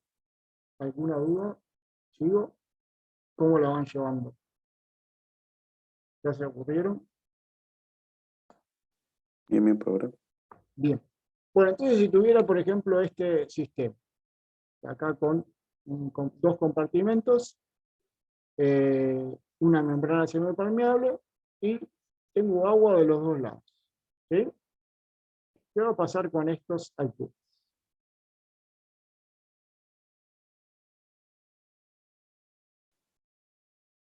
Depende. ¿De qué depende? Depende. ¿De qué depende? ¿De qué La depende? concentración de soluto de cada. No, es agua pura. Agua pura de Ah, ambos. perdón, van a ser iguales. Ahí, ven que los niveles son iguales, ¿sí? Ahora, si yo agrego un soluto, ¿sí? Ahí sí. ¿De qué lado agrega el soluto? ¿De acá o de acá? Al derecho. También aumentó la altura de este aumentó para poder llegar a un equilibrio, o sea que esto arroje H, o sea que esta presión hidrostática que está creciendo la altura del fluido, tiene que ser igual a la presión osmótica para que esto llegue a un equilibrio, ¿sí? Si esto no tenía agua pura o agua de la misma concentración, que también puede ser, no tiene que ser pura, puede ser de la misma concentración molar efectiva, ¿no? Ojo que si yo tengo acá una concentración 0,1 en cloruro de potasio, 0,1 en cloruro de sodio, no es igual, ¿no? ¿Sí? Tienen que las molaridades de los dos tienen que ser iguales, ahí también esto queda en equilibrio, no solamente con agua pura, sino que con iguales molaridades. Ahora, si acá tengo agua pura y acá tengo agua con un soluto, el potencial acaba de disminuir, entonces para que esto esté en equilibrio, este líquido tiene que aumentar hasta que llegue la presión hidrostática a igualar a la presión, ¿sí? A esta diferencia entonces de presión, y que acá se revela como hidrostática, a esto le llamamos entonces presión osmótica. Acá entonces la idea de presión osmótica, de qué es ese pi, ¿sí? Sí. Sí. Bien. Bueno, la práctica que van a hacer ustedes va a ser la práctica de osmolaridad. Es un concepto parecido, a veces confundimos un poco. Osmolaridad es como la molaridad efectiva, que se define como el número total de partículas de soluto osmóticamente activas, disueltos en 1 kilogramo de peso de solvente. Y eso también es con molaridad, con kilogramos de peso de solvente, con solución diluida, como habíamos hablado. O sea que se cumple la fórmula que tenemos. ¿Sí? La osmolaridad depende directamente del número de partículas, lo que vimos hoy, ¿no? O sea que es la molaridad efectiva, o sea que tiene que ver cuántas partículas tengo. Por ejemplo, cloruro de sodio tenía 2, cloruro de aluminio 4, sulfato de aluminio 5. ¿Sí? Bueno, y es inversamente proporcional al volumen de agua porque es por kilogramo de solvente. O sea que si yo le pongo la misma cantidad de cloruro de sodio a distintos volúmenes de agua, voy a tener mayor osmolaridad cuanto menor, en menor cantidad de agua la diluimos, ¿no? Pero bueno, eso también es igual en la concentración, ¿no? En la analítica lo tienen que haber visto. Si yo pongo un mol de cloruro de sodio en 1 litro de agua, ¿sí? Tengo una solución 1 molar. Pero si pongo un mol en 0,5, ¿qué va a pasar? 2. 2 molar. O sea que este concepto es muy parecido al otro. Por eso dice que es inversamente proporcional al volumen que hay. Bueno, y la osmolaridad refleja la capacidad de una solución de crear presión osmótica, eso es lo que vimos recién, ¿sí? Y determina la dirección y la magnitud del movimiento del agua. Eso también lo vimos, ¿no? ¿O tienen alguna duda? ¿Sí? Crea la presión osmótica porque hay diferencia de potencial, entonces va a subir de un lado, pero entonces está claro para qué lado va a ir el agua y hacia qué lado se va a generar esa presión osmótica. ¿Sí? ¿Está claro o no? Bueno, y acá tengo una fisicoquímica para cocineros, hoy estamos para la cocina, porque hay distintas fenómenos que no son iguales, ¿no? La ósmosis es lo que vimos recién, ¿no? Movimiento de agua de soluto cuando hay diferencia en la presión, en el potencial químico, ¿sí? Pero tenemos la difusión, que ahí no tiene que ver con la presión osmótica, sino que ahí va a ir siempre, los solutos van a ir de mayor concentración a menor concentración. Ahí es como si la membrana no fuera semipermeable, sino que fuera no hubiera membrana o dejara pasar todo, ¿no? Eso sería como la difusión. Deben haber visto el micro, ¿no? Transporte a través de membrana por difusión, ¿no? ¿O no llegaron todavía? No. Sí, ahí yo lo llegué a ver, el Ahí. transporte de membrana. Entonces, bueno, el transporte de membranas hay muchos, ¿no? Pero uno de ellos, el más común, Ese estaba adentro. es el de difusión. Ahí. ¿Sí? Pero ven la diferencia entre difusión y ósmosis. La ósmosis va a pasar el solvente solamente por efecto de la diferencia de potencial químico. En este caso es la misma solución que va a difundir de donde esté más concentrado a donde esté menos concentrado. ¿Sí? Bueno, impregnación es que se va a impregnar ahí cuando queremos que se generen sabores o olores, ahí se va a impregnar o sea que son 3 fenómenos distintos, parecidos pero distintos.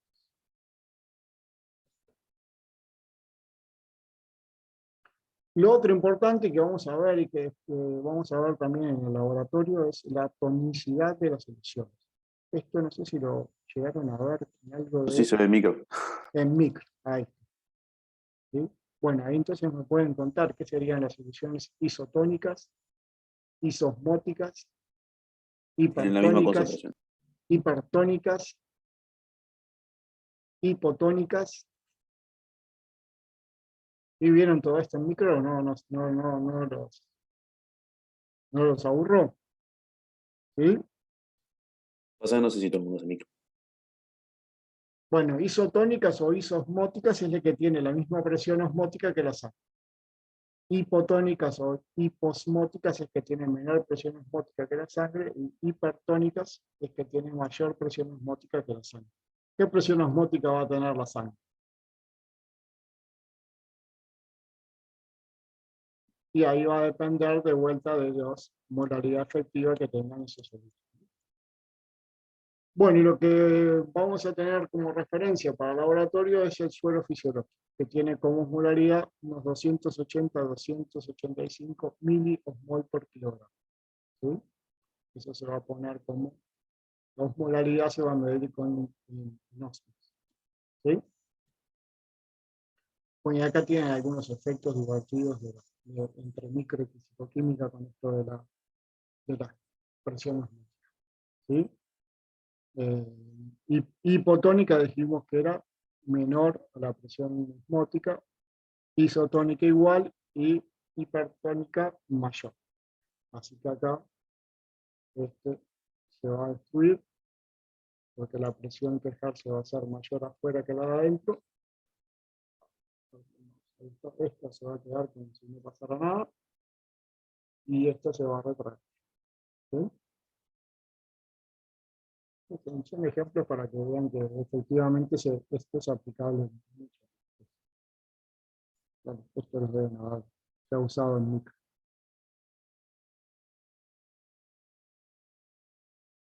Bueno, tonacidad, ósmosis y caracoles al horno. Acá en Uruguay no hay todavía una cultura de comer caracoles. No sé si alguno fue por México y le dieron caracoles o Asia, ¿no? No, no me No, animé a por probar. suerte no. Bueno, yo digo también, por suerte no, pero no sé, creo, parece que son re ricos. No sé, los asiáticos se los comen, después aparecen estos coronavirus, estas cosas raras, ¿no? Pero bueno. Bueno, acá es lo mismo con lo que veíamos hoy, ¿no? Cuando es hipertónico esto se mantiene constante, cuando todavía no les pongas al horno los caracoles. Tranquilo, tranquilo, ¿sí? Si es hipotónico, esto como que se engordan, si es isotónico, esto como que se van comiendo. Y bueno, ¿cuál es la idea de los caracoles? ¿Alguien tiene jardín? ¿No? ¿Nadie tiene jardín? ¿Nadie cocina para fideos? ¿Nadie? ¿Qué pasa con Tengo eso? jardín. No, Sí. pero si le tiene sal, se seca. Ahí está. Acá, Se por secan, ejemplo, yo es tengo en baboso. casa una invasión de caracoles. ¿Cómo los podrían matar? ¿Cómo asesinan caracoles? Con sal. Con sal. ¿Por qué? ¿Se deshidratan? Sí, Ahí sí, está. ahí va. ¿Sí? O sea que son unos asesinos que podrían ser castigados con varios años de penitenciaría por ¿no? Un asesinato intencional agravado. ¿Sí? Ahí Caracol. el caracol. Ahí lo deshidratan, le ponemos sal por afuera, entonces, como vimos recién, por presión osmótica, el agua va a tender a salir porque tiene menor presión osmótica, menor potencial afuera que adentro, porque acá lo pusimos. ¿Sí? Bueno, y en muchas culturas creo que se hacen caracolitos al horno, por suerte nunca probé esto. Si alguno probó y le gusta, yo creo que ¿Cómo se come eso? tengo un compañero de la cátedra que le gusta este tipo de cosas. Creo que en México probó. No sé, de repente son ricos. Yo los veo así, no me da ánimo de comer caracoles, no tengo mucha hambre. Pero bueno, la idea también es un poco esa. Se le pone sal, se le deja un determinado nivel de agua y ahí no hay que dejar que se seque. Ven que estas propiedades coligativas tienen que ver con todo. Bueno, estamos con la cocina osmótica. Bueno, vamos por acá. Esto ya es más complicado en estos tiempos de hiperinflación y rebaja del salario real. Tener un poco de carne se complica, pero ¿cómo harían un asado? ¿Cómo hacen con la sal y el asado? Ahora también van a decir que no le ponen sal al asado. Te cuida la presión pasada. ¿Cuánto le ponen sal al asado? ¿Cómo se la ponen? No van a decir que este teórico no aprendieron algo después. Ah, pero si le pones sal a la carne, tipo, tira al agua, Tira, ahí va a hacer. ¿Qué hace? seca. Mm, Es más, es como se usaba el charque en épocas Eso iba a decir la técnica del charque. hace mucho tiempo para conservarlo. Ahora vamos a ver por qué la conservaba. Bueno, en realidad lo que hacía era secarlo, ¿no? Bueno, eso ahora que ya hicieron micro ya saben por qué la conservan, ¿no? Pero bueno, entonces, ¿cómo habría que aplicarle entonces esa sal a la carne para que no quede sin gustos y no se seque?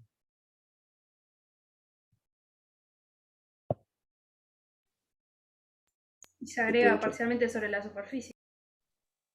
Bueno, algunos le ponen ahí Con parcialmente en la líquido. superficie. Ahí está, con líquido, ¿no? Es el famoso Menjunje. solución ahí que hacemos ahí de los químicos y lo agregamos, ahí le ponemos, mezclamos con aceite, perejil, bueno, adobo, orégano, lo que según a gusto del consumidor. Pero la idea es un poco eso, que si le pongo sal, solamente sal, esto va a hacer que igual que como en los caracoles, el agua salga, ¿sí? Por efecto de la diferencia de potencial. Entonces esto se seca. Hay gente que le gusta el cambio de seca. También hay de todo en la línea del Señor, por suerte.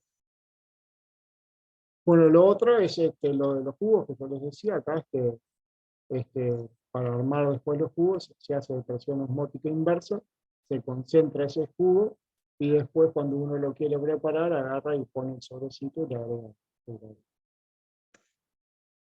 Bueno, y esto tiene que ver, los duraznos en almíbar, con esto del charque que hablábamos hoy, de la conservación de carne. ¿Por qué? ¿Cuál es la idea de los duraznos en almíbar? A ver cómo está en el micro, a ver cómo está la doctora Virginia, cómo les ha enseñado. Qué hambre, mío. Conservarlos. ¿Por qué se conserva? Que el azúcar saca el agua disponible. Ahí está, ahí que lo... No proliferan microorganismos. ¿Por? Vamos bien, vamos bien, vamos bien. Es que no te escuché, perdón, ¿qué dijiste? No, que ¿por qué no proliferan? Porque necesitan agua para vivir. Ahí está, ¿no? Es la misma idea que acá, por eso se conservaba la carne con un charque con sal. Lo mismo con la miel, puede ser. Con la miel también. La actividad de los microorganismos depende de la actividad de agua. Cuanto menor cantidad de agua tengan, menor actividad tienen los microorganismos. Por eso esto se utiliza, si bien queda re rico y queda la solución con agua, con agua y sal, el almíbar queda muy rico, la idea es conservarlos. Por eso, porque disminuye la actividad de microorganismos al disminuir la actividad de agua. Bueno, acá tienen lo que pasaría con las osmosis inversas. Si no le pongo nada de presión, esto va a subir hasta que llegue a la presión hidrostática, que igual a la presión osmótica, que queda en equilibrio. Pero yo lo que puedo hacer, si yo quiero concentrar de este lado, que tengo la sal, concentrar la sal o concentrar el jugo, es aplicar una presión de este lado y hacer que vaya para el otro. A eso le llamamos osmosis inversa. Bueno, y la conserva de todos, de dulces, de helados y todo, tiene la misma idea que tiene los granos. Tratar de disminuir la actividad de agua para disminuir la actividad de los microorganismos. A veces no es suficiente y igual le agregan algún conservante, igual, sobre todo si las frutas o lo que usaron para hacer un Bien, el otro ejemplo es en el de, acá no tenemos nieve, pero en los países del norte, si le agrega sal a las carreteras para derretir la nieve. para derretir la nieve, ahí está. No sé si alguno estuvo por el norte, en alguno vio nieve, y alguno vio estos ejemplos. Sí, antes de que empiece a nevar, llenan de ser las calles. Exactamente. Eso produce una corrosión grande también, pero bueno, eso es otro tema, eso cuando veamos sobre proquímica, pero en principio la idea es eso, ¿sí? Para derretir con el mismo efecto. ¿Sí? Bueno, y este misterio, ¿qué les trajo esta transparencia? ¿O no vieron la...? Acá le puse un poco de color, en realidad tiene que ver también con lo que vimos el otro día. ¿Se acuerdan que vimos que en el segundo ejercicio la curva para el agua, en lugar de estar corrida hacia un lado, se va hacia el otro? ¿Sí? Acá todos los glaciales, el hielo tiene una densidad menor a la del agua, o sea que el agua es una de las pocas sustancias que en fase sólida tiene menor densidad que en la fase líquida. Entonces, acá más que con el descenso higroscópico, que hay un descenso higroscópico porque esto tiene sal, entonces en lugar de congelar a 0, va a congelar a -2, -3 grados. Acá en general lo que sucede es que esto está flotando, o sea que si van para adentro tienen un cierto nivel de glacial, pero no es que esté hundido. Bueno, y estos son algunos de la naturaleza que usan estas propiedades coligativas, ¿sí? Esto me encantó porque para reducir la temperatura de congelación, para no morirse de frío. Voy a apurar un poco porque estamos ya. ¿Tienen abeluche ahora o no? Sí.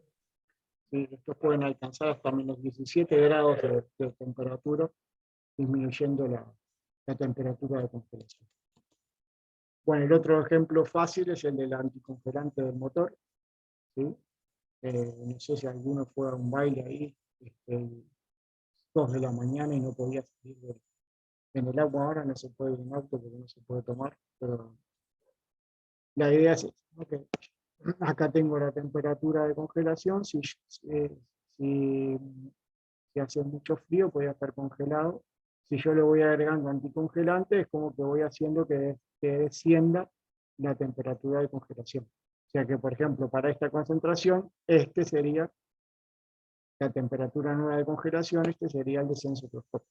Así que logré que, por más que haya un frío terrible, ese agua no se congela. Pero ven que hay una cosa rara acá, o no sé, o soy yo nomás. Que vuelve a subir después. Acá baja y después sube. ¿Y esto cómo me lo explica, Janussi? ¿Cómo explicar? ¿No? ¿Que disminuye la concentración del anticongelante? No, sigue No. aumentando. Sigue aumentando. Sigue aumentando.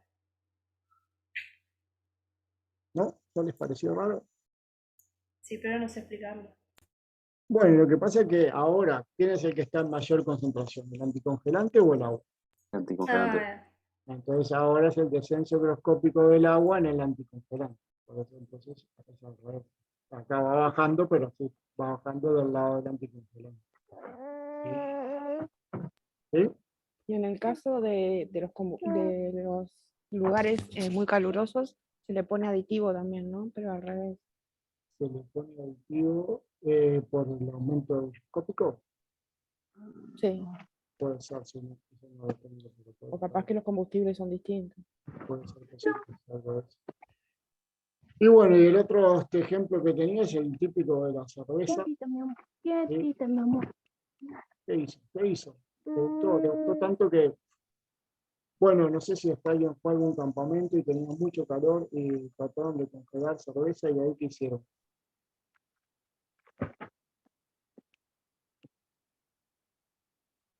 ¿No? Bueno, ahí lo mismo. Si en lugar de ponerlo solo en agua con hielo, lo ponen en agua con hielo y sal, ahí logran que reduzca todavía aún más la temperatura. Bajan de 0 a -2, por ejemplo. Así que también se usa para congelar la cerveza. ¿Sí? Bueno, acá tenemos unos ejercicios, pero creo que ya es medio de ahora, no sé si igual lo tienen en alguna transparencia.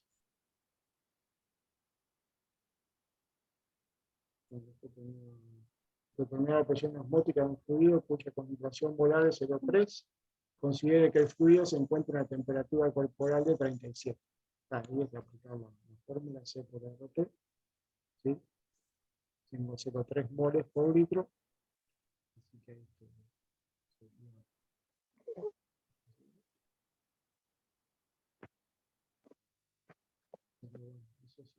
Si tienen alguna duda más, simple es calcular con hay algunos más aquí.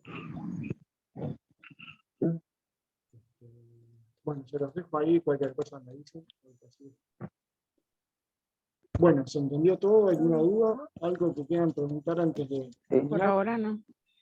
Bien, No, yo bueno, tampoco, lo gracias. que vamos a hacer es que entonces jueves, viernes y lunes es una práctica de osmolaridad, o sea que vamos a tener distintas sustancias y vamos a hacer descenso microscópico, vamos a calcular qué concentración deberíamos poner para llegar a determinado descenso microscópico y determinamos mediante temperatura, o sea, en termómetros que descenso microscópico tiene una determinada concentración. Bien, bueno, nos vemos entonces. Muy bien, chau, chau. Lujo, no, Muchas fue. gracias. Pero- Gracias. Ya terminé.